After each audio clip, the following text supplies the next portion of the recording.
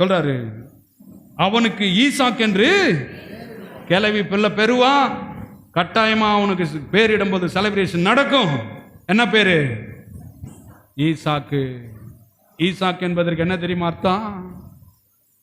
பஞ்சத்தில் கூட அவன் விதைத்தாலும் 100 மடங்குக்கு 1% கூட கம்மி என்ன பண்ண மாட்டான், அறுவடையே செய்ய மாட்டான். அப்பேற்பட்டவன் நான் கொடுக்க போறேன். இந்த வம்சத்திலிருந்து ராஜாக்களை எழுப்ப போறேன். உன் புரோகிராம நீ மாத்திட்ட, மனைவி பேச்சை கிட்ட மாத்திட்ட, என் புரோகிராம நான் என்ன பண்ண மாட்டேன், மாற்றிக்கொள்ளவே மாட்டேன். எல்லாம் சொல்லுமா, கர்த்தர் மாறாதவர். உங்க கூட இருக்கிறவங்க மாறலாம், உங்க சூழ்நிலை மாறலாம், எல்லாமே மாறலாம். ஆனா உங்களை அழைத்த தேவன் என்ன பண்ண மாட்டாரு, மாறவே மாட்டார். நான் அதனாலதான் சொல்றேன், இன்னைக்கு நடக்கிறத வச்சு முடிவு எடுத்துக்காதீங்க. இன்னைக்கு நடந்திருக்கிறதெல்லாம் உறுதி கிடையாது. என்னை அழைத்தவர் கர்த்தர், என்னை முடிவு பரியந்த நடத்த போறாரு. நான் அந்த விசுவாச பாதையில பயணம் செய்ய போறேன் சொல்லிட்டு சொல்றாரு, அவனுக்கு ஈசாக் என்று பேரிடையாக என் உடன்படிக்கையை அவனுக்கும் அவனுக்கு பின்வரும் அவன் சந்ததிக்கும் நித்திய உடன்படிக்கையாக சொல்றாரு. அவன் மூலமா தான் வானத்து நட்சத்திரங்களை போல ஜனங்கள் உண்டாக போது, பிறக்க போது. நான் உனக்கு கொடுத்த வாக்குத்தத்தங்கள் அவன் மூலமா தான் நான் நிறைவேற்ற போறேன். இஸ்மவேல் மூலமா இல்ல. உன் மனைவி சொல்லி பிறந்துச்சு பாருங்க, அந்த குழந்தை மூலமா இல்ல அப்படின்னு சொல்லிட்டு சொல்றாரு. 20 இஸ்மவேலுக்காகவும் நீ செய்த விண்ணப்பத்தை கேட்டேன். கவனிங்க, ஜபத்தையே மாத்திட்டு அதையும் கேட்டேன். நான் அவனை ஆசீர்வதித்து, இருந்தாலும் பரவாயில்ல, சரி ஆசீர்வதிக்கிறேன். அவனு ஒரு ஜாதியா போட்டோம், ஆனா அவன்ல என் உடன்படிக்கை சுதந்திரவாளி. அதான் சொல்றார், நல்லோர் மேலும் தீயர் மேலும் என் சூரியனை, ஏன்னா அவனும் பிறந்துட்டான், அதனால அவனை வெறுக்க மாட்டான், போட்டும் போ. ஆனால் அவன் இல்ல என்னுடைய உடன்படிக்கையின் பிள்ளை, நான் சொன்னோம் அவன் இல்ல அப்படின்னு சொல்றாரு. பாருங்க, நம்ம போய் இன்னைக்கு மாமிசத்தினாலும் பலத்தினாலும் இதெல்லாம் பண்ணிட்டு நான் ஜெயிச்சிட்டேன் பிடிச்சிட்டேன் அப்படின்னு ஆண்டு சொல்றாரு. அதல்ல, பலத்தினாலும் அல்ல தேவாவியினாலே நடந்ததுதான். அதன் மூலமா அவர் நாம மகிமைப்படும் இல்லையா?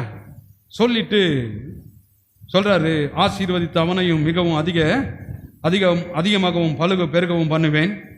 அவன் 12 பிரபுக்களை பெறுவான். அவனை பெரிய, சரி போ, அவனை ஆசீர்வதிச்சு விடுறான் போ அப்படின்றாரு. சொல்லிட்டு நம்ம கவனிங்க,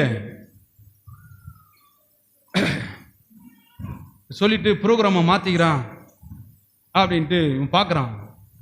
ஆண்டவர் சொல்றாரு, அப்ப இந்த இன்னொரு வசனத்தை சொல்றோம். அப்ப இந்த ஆளுக்கு ஏன் ஆண்டவர் 70 வயசுல அழைச்சாரு? கவனிங்க, 70 வயசுல அழைச்சி எல்லாத்தையும் நன்மையா மாத்தி செஞ்சாரு, ஜெயிச்சாரு. ஆனா ஒரு குழந்தைய ஏன் கொடுக்கல? எதுக்கு இவ்வளவு டிலே பண்ணாரு அப்படின்னு நிறைய பேருடைய கேள்வி. எல்லாம் கொடுத்தாரு இல்லையா?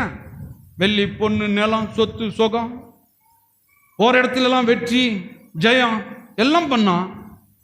ஆனால் இதை ஏன் டிலே பண்ணாரு? குழந்தைய மட்டும் ஏன் டிலே பண்ணாரு? மனைவி சொன்னாங்க, சொன்னப்ப இவனுக்கு குறைபாடு இருக்குன்னு. 86 வயசுல ஒரு குழந்தை பெற்றுட்டான். ஆனா இவர் சொன்ன வாக்குத்தத்தங்கள் நிறைவேறவில்லை, ஏன் அப்படின்னு. இந்த 86க்கும் இதுக்கு இடைப்பட்ட 99 வயதுக்கும் சொல்றாங்க, ஆண்டவர் ஒரு சில மாசம் காத்திருக்க செஞ்சிருக்கலாம், இல்ல ஒரு சில வருஷம் காத்திருக்க செய்யலாம். இத்தனை வருஷம் குழந்தை இல்லாம காத்திருக்க செய்யணுமா அப்படின்னு. ஏன் தெரியுமா செஞ்சாரு? இவன் கவனிங்க, 86 வயசுல சாராளோடு சேர்ந்து குழந்தை பெற்றிருந்தா இவன் தோலை தட்டி மாற தட்டி சொல்லியிருப்பான், இது கர்த்தர் செஞ்சது இல்லை, யார் செஞ்சது? நான் செஞ்சிருக்குவேன், என் பலத்தில் இந்த குழந்தை பிறந்துச்சு, நான் தான் இதை செஞ்சேன் அப்படின்னு சொல்லி ஊரெல்லாம் சொல்லியிருப்பேன்.